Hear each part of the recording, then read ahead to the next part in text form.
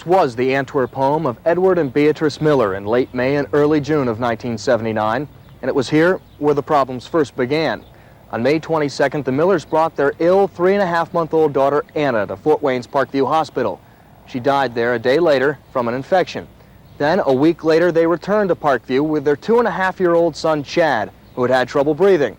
After 3 days of tests, doctors sent him home. They could find nothing wrong. He died the next day. According to doctors, the cause of death was, quote, questionable. An autopsy was performed, with the only conclusion being that the child died from either suffocation or poisoning.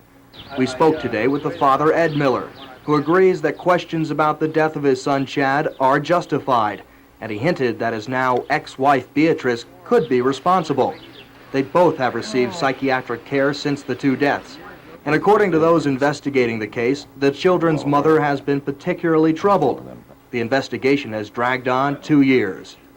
Due to the fact that they were in the hospital themselves, and doctors would not let us talk to him or interview him at that time. And her condition is one of the reasons why there's been a long drawn-out affair. The sheriff adds that after meeting with Beatrice Miller this week, he has found the basis for criminal prosecution into the death of her son Chad, meaning possible homicide. The investigation will continue for at least another week or so into what happened here in the spring of 1979. Then it's up to the Paulding County prosecutor, possibly even the grand jury, as to whether the sad, very tragic case should ever go to trial. In Antwerp, Ohio, John Crane, News 15.